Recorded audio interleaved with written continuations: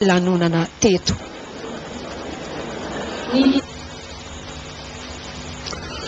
Raha nanatrika iny lanonana fampiarabana tratran'ny taona iny lalao Estera sy lantorabe mananjara dia nanararotra nanontany nisy ny varotra mikasika ny vidim-bary.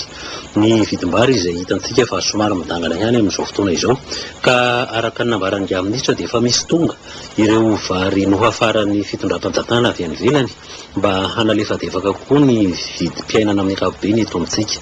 Lalao Estera sy lantorabe mananjara nanangona ny vaovao. Tato anatin'ny andro vitsivitsy niakatra ny vidin'ny siramamy, ny sontra ihany koa ny vidin'ny lafarinina.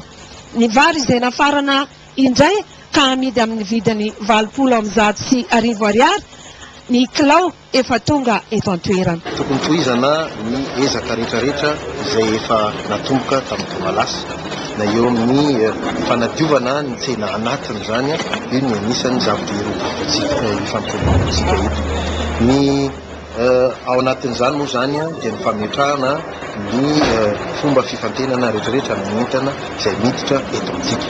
Ny songaina ihany koa amin'ny fanampy izay apetraky ny ministera ny varotra eo amin'ny taona 2012 mitsidika itya ny fampitomboana ny vokatra izay ahondrana makany ivelany. Andrasana araka izany ary ny vahaolana eo amin'ireo entana ilain'ny mponina andavanandro ireo. Izay ny vidim-bary, fa mikasika ny fambolem-bary kosa mihantona ny orana dia voatany, ka ny any amin'ny faritra laotra ohatra dia mangataka mba handatsahana orana artifisialy hanondraka ny faritra laotra, fa tsy afaka mamboly, tsy afaka manetsa ny any laotra amin'izao fotoana izao. Anisany nitondran'ny Dr Giramaro Sandratana fanazavana teto amin'ny televiziona izany androany, rahantsika ny fanadidina irahana amin'ny Herirakotomalala sy lantorabe mananjara.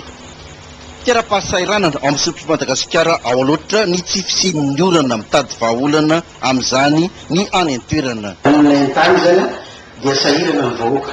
Zara raha misy 30 isan-jato no voavola amin'izao fotoana izao, kanefa fatatsika amin'izao fotoana ny janana izao dia efa fotoana feka fanetsana. Koa mitondra ny hitahitany vahoaka ny tenako amin'izao tany izao raha ohatra ka mba misy hevitra atao amin'ny fanjakana foibe mba handatsana orana na ny artifisialy.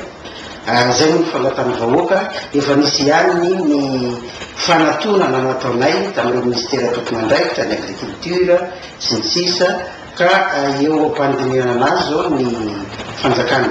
Kanefa eo anatren'izay tsy mijery fotsiny koa ny ministera ny agriculture izay sorana manokana, indrindra ny DRDR na Matanjaka izay namoaka semence hybride, zany hoe aromity amin'ny vidiny mirary izy io izay mamokatra anatin'ny 3 volana. Raha eo amin'ny lafiny fampianarana indray manana fomba fiasa manokana na mpahomby ny voka-panadinana afaranteo ny tao amparafaravola na ny hoe mari-pakasitrana arabola sy loka ireo mendrika tany an-toerana ny mpikambana amin'ny kongresy ny tetezamita Giramaro Sandratana. Misy ny ezaka manokana nataony sisikona amparafaravola, zany hoe misy distribution prix na fizarana loka ho an'ireo mpianatra mendrika indrindra ao anatin'ny fivelomana amparafaravola na amin'ny fanjakana zany na amin'ny privé.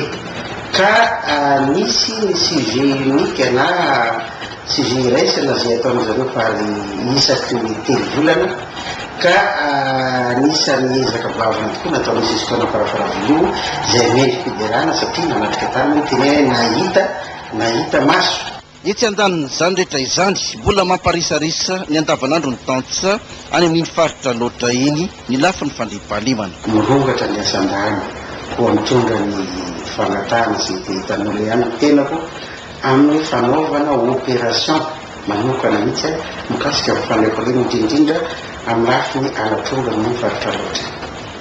Manana anjara toerana lehibe eo amin'ny toe-karem-pirenena amin'ny mahafaritra mpamokabary azy ny ao aloatra ilaina maika arak'izany ny vahaolana amin'izay rehetra mitosakana amin'ny fahazoam-bokatra araka ny tokony ho izy.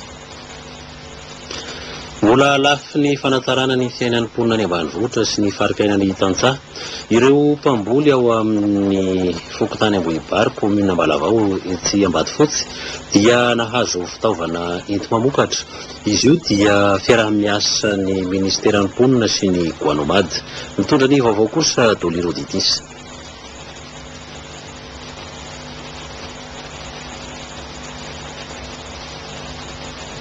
Fanampiana sy fanatsarana eo amin'ny asa fivelomana ho an'ireo mpamboly aty amin'ny fokontany Ambohibary, komina Ambalavao, Ambatofotsy.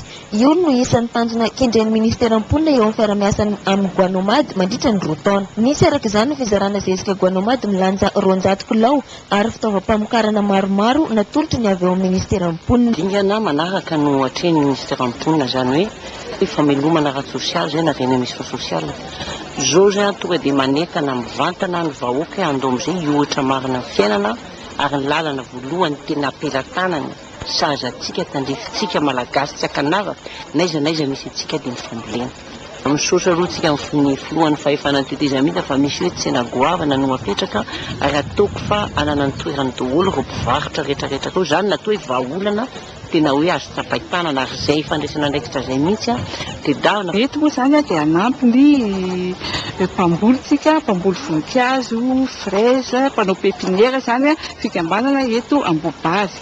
Ny tanjona zany dia hatsarana ny fidiram-bolan'ireo mpamboly ireo ary indrindra mba ahafahana zany manatsara ny fiainany ao tokantrano, ny fiainan'ny fianakaviana manontolo mihitsy zany ho kendrena zany ho tsara amin'izay rehetrarehetra izay. Etra ankilany dia sahirana eo amin'ny famoaham-bokatra ireo tantsaha fa indrindra ny toerana izay varotan'izy ireo. Ny olana zany aminay dia voalohany indrindra rehefa teneniko hoe débouché, faharoa izay aminay mpikambana rehetrarehetra zany faharoa izay ny toerana ivarotanay hatramin'izao aloha dia zoma maraina ihany zay mivarotra eo Anosikely. Dia io toerana ivarotanay io dia kely tsy mifanahaka mihitsy amin'ny isanay satria izay ao dia mahatratratraina amin'ny 200 isano any. Ankoatra ny faritra Analamanga dia ny faritra Itasy, Atsinanana, Vakinankaratra no voakasika ny famatsiana zezika Goanomady sy ny eo amin'ny fiara-miasa ny ministeran'ny mponina. Fa raha ny fampiarahaba-tratra ny taona kosa ny ao anivon'ny ministeran'ny asa sy ny asa-panjakana ary ny lalàna sosialy dia napahafantatra rehefa nanao mitombatomana fa ny hena be ny fanodikodiana mbola mpanjakana tamin'ny taona 10 teo. Izany hoe eo amin'ny 2,000 tapitrisa ariary raha atao ny tombatomana, fa tany amin'ny taona 7,000 izany hoe 2 taona lasa dia nitakatra tany amin'ny 5,000 tapitrisa ny fanodikodiana mbola mpanjakana. Masolo Bernadette sy Naina Rakotondafara.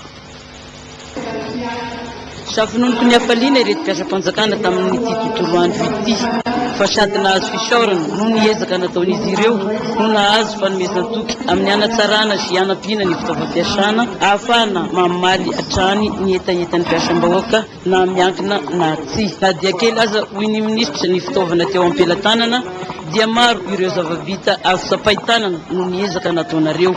Isan'ny ezaka natao koa hinananganana ny direction générale de l'emploi mba hitsinjovana ireo veriasa. Ataony le fatafan'ny avoainy lehibe zany ny piasa tamin'ny setra privé izay afa-piasa.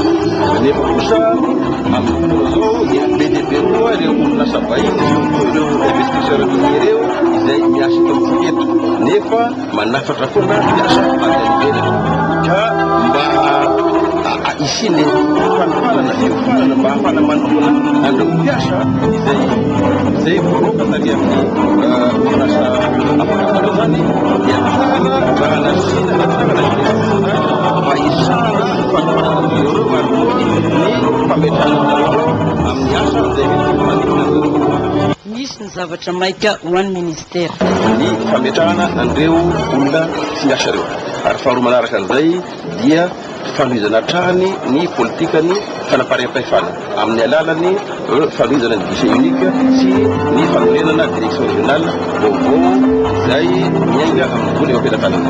Tetiko no nanambarany fa noho ny fanamafisana ny fitsipifehezana eo anivon'ny asa-panjakana ary efa nahitambokany dia niena ny fanodikodiana mbola mpanjakana raha nahatratra 10 miliara ariary izany tamin'ny 7 dia niena 2 miliara ariary tamin'ny 10 teo.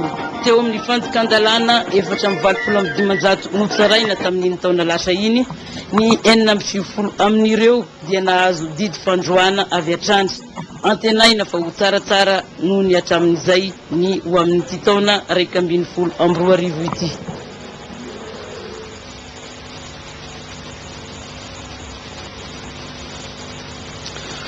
Tamin'ny tolakandro teo kosa tetsy amin'ny ministeran'ny fanaparam-pahefana sy ny fanajariana ny tany ety akaiky eto dia nisy fifanaraha-piarah-miasa nosoniavin'ny minisitra Hajo Andrianarivelo sy ny tali jeneralin'ny CNAPS.